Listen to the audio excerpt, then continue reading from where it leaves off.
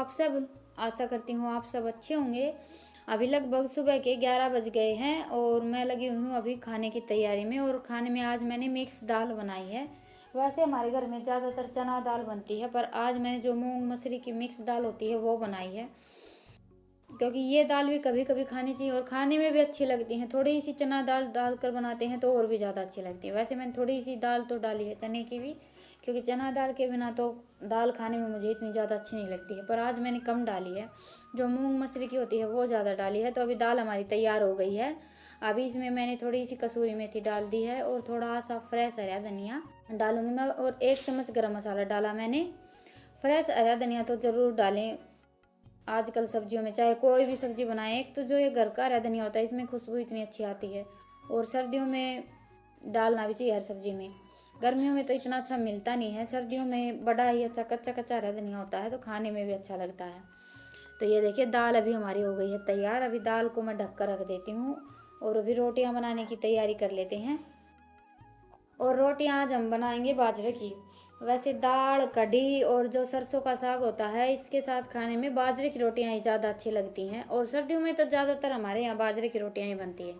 पर बाजरे का इतना ज़्यादा तो आटा हम पीस नहीं सकते, बस इतना ही पीसते हैं कि 5-6 दिन काम चल जाए। ज़्यादा पीस कर रख लेते हैं तो वो खट्टा हो जाता है और फिर एक बार ख़त्म हो जाता है तो कुछ दिन तो ऐसे ही निकल जाते हैं। तो अभी आज बाजरे का आटा पीस कर आ गया था तो फिर मैंने सोचा कि चलो दाल के साथ भी बाजरे की रोटियां ही बनाते हैं। और अभी माँ बनाएगी आज बाजरे की रोटियां और मैं भैंसों को पानी पिला देती हूँ, क्योंकि आज हम थोड़े से लेट हो गए हैं। कुछ भी काम नहीं हुआ है और आज हमारे यहाँ जो टंकी हमने रख रखी है उसमें पानी ख़त्म हो गया था, तो इसी वजह से नहाना धोना कुछ भी नहीं हुआ। और पानी भी ख़त्म हो जाता है ना घर में, फिर भी कुछ काम नहीं सूझता है। और आज सुबह सुबह आ गया था एक फेरी वाला, तो फिर मैं माँ हम सब बैठ गए थे साड़ियाँ देखने के लिए। तो लगभग उसमें हमारे 2 घंटे ख़राब हो गए। और हमें कुछ लेना हो या ना लेना हो, कोई भी कुछ भी बेचने वाला होता है, स्पेशली साड़ियों वाला आएगा तो फिर तो बैठना तो बनता ही है। तो इसी चक्कर में आज हम लेट हो गए हैं। तो अभी सासू वो दोनों लगे हुए हैं। माँ बाजरे की रोटियाँ थोड़ा सा जल्दी बना देती है मुझसे, मुझे थोड़ा सा ज़्यादा टाइम लग जाता है।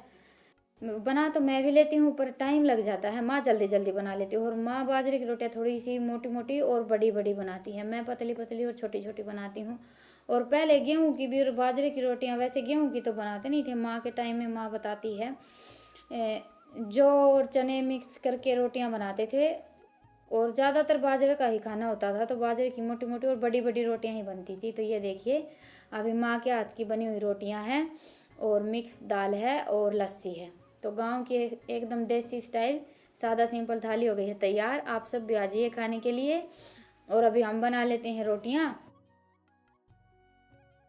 तो अभी मैं लग गई हूँ मेरे काम पर और माँ लगी हुई रोटियां बनाने में। रितिका बैठ गई है खाने के लिए।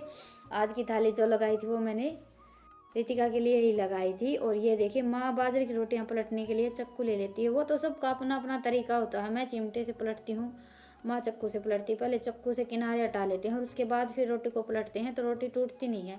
नहीं तो बाजरे की रोटी थोड़ी सी भी कच्ची रह जाती है तो टूट जाती है। तो अभी लगभग 3:45 बज गए हैं और आज का पूरा दिन निकल गया, पता नहीं चला कि दिन कैसे निकल गया। और आज मैं ये हाँ पूरे दिन काम कर रहे हैं शांति। आज किसे किसे दिन हाँ दिन निकला तो कैसे निकला पता नहीं चला। वाह शायरी होगी शांति या तो एक। और ये देखिए आज ये साड़ी मैं पिलन पर सिलने वाली थी, निकाली तो थी। और फिर दोपहर को खाना वाना खाने के बाद मैंने संदूक खोली, संदूक जचाई और थोड़े बहुत कपड़े इधर उधर किए। इसी में पूरा दिन निकल गया। इतना ही टाइम नहीं मिलता है आजकल दोपहर को। अभी सानी डालूंगी मैं भैंसों को और अभी रितिका बना रही है मेरे लिए 1 कप चाय। रितिका के वापस चली गई है तो सानी मुझे ही डालनी पड़ेगी। तो चाय का क्या करेगा, रोटी खा लेना है, खा ले। उसके बाद फिर देखेंगे, फिर बनाऊंगी ये कवर, क्योंकि अभी सर्दियाँ आ गई हैं तो 2 पलंग हम बाहर निकालते। तो फिर मैं सोच रही थी एक पलंग के ऊपर ये साड़ी सिल कर छोड़ देते हैं। तो चलिए अभी पहले चाय पी लेते हैं।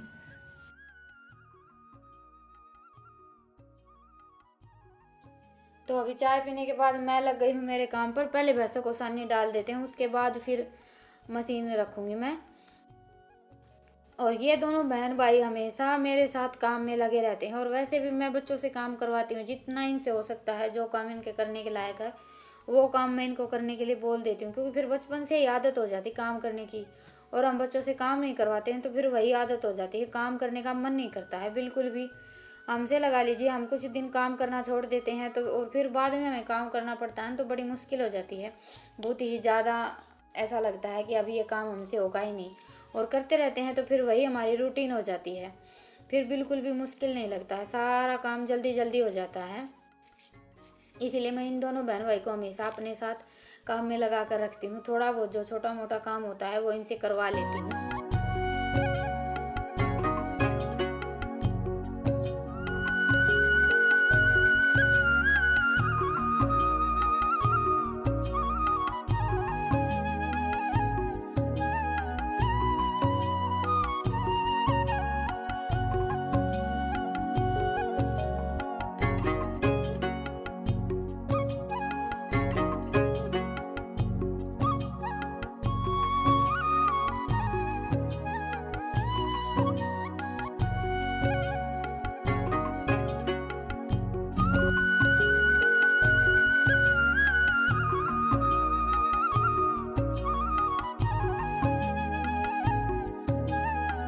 तो अभी ये देखिए, सबसे पहले तो नाप कर लेते हैं। वैसे लगभग गांव में तो सभी के घरों में पलंग के ऊपर ये साड़ी वगैरह सीम कर रखते हैं, कहीं कहीं चादर बिछा लेते हैं, पर ज़्यादातर ये साड़ी ही सील कर रखते हैं। और हमारे यहाँ तो ज़्यादा सीलते हैं, क्योंकि हम साड़ी पहनते हैं तो जो थोड़ी सी पुरानी हो जाती है वो पलंग वगैरह पर सिल कर छोड़ देते हैं।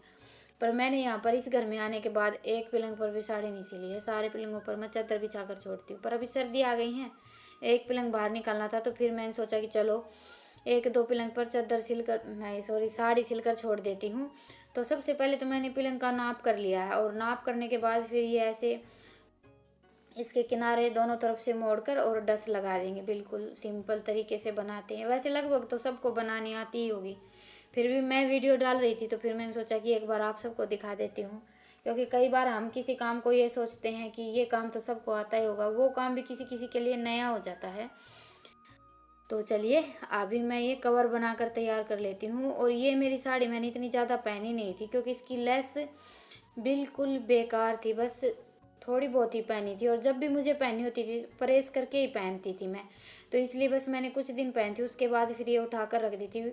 वैसे मैंने इसकी एक बार लेस भी निकाल दी थी, मैं सोच रही थी कि लेस निकालने के बाद देखेंगे कैसी लगेगी, फिर मुझे कुछ समझ में नहीं आया और दूसरी लेस मैंने इसके ऊपर लगाई नहीं। एक बार तो मैंने सोचा कि अलग से एक दूसरी लेस लगा लेंगे, फिर मुझे लगा कि इतना झंझट नहीं करते हैं और मैं कर भी नहीं पाती हूँ, इतना मुझे टाइम भी नहीं मिलता है। तो ये साड़ी मैंने उठा कर रख दी है, और इसका कलर और डिज़ाइन इतना अच्छा है कि मुझे बहुत ज़्यादा पसंद आई थी। और कोई कोई कपड़ा ऐसा होता है कि हमें ज़्यादा पसंद होता है तो वो तो ख़राब हो ही जाता है। कोई साड़ी हम पहनते हैं और पहनते ही कोई ये बोल देता है ना कि बहुत अच्छी लग रही है, तो वो कपड़ा हमारा ज़रूर ख़राब होता है। मेरे साथ तो ऐसा बहुत बार होता है। तो ये साड़ी भी मुझे बहुत ज़्यादा अच्छी लगी थी और सबको ही पसंद आई थी। तो ये साड़ी बस मैंने कुछ दिन ही पहनी थी और ये बिल्कुल ख़राब हो गई थी, इसकी लेस इतनी बेकार निकली थी। तो अब ये देखिए कवर मैंने बनाकर तैयार कर लिया है, और ये इसके चारों कोने ये ऐसे इस पलंग का नाप ले लेते हैं। जैसे कि ये पलंग है यहाँ पर ऐसे, और फिर मोड़कर ये डस लगा दी, ये देखिए। और एक डस लगाई है मैंने यहाँ पर बीच में, दोनों साइड, यहाँ पर भी और यहाँ पर भी। तो अभी इसको पलंग के ऊपर बांध कर देख लेते हैं कैसा लगेगा।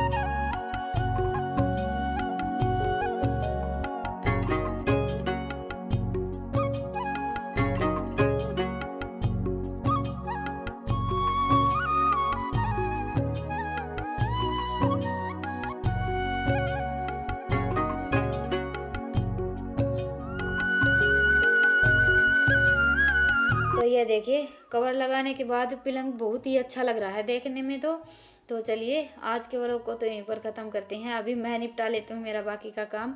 आज का तो पूरा दिन निकल गया है काम करते करते।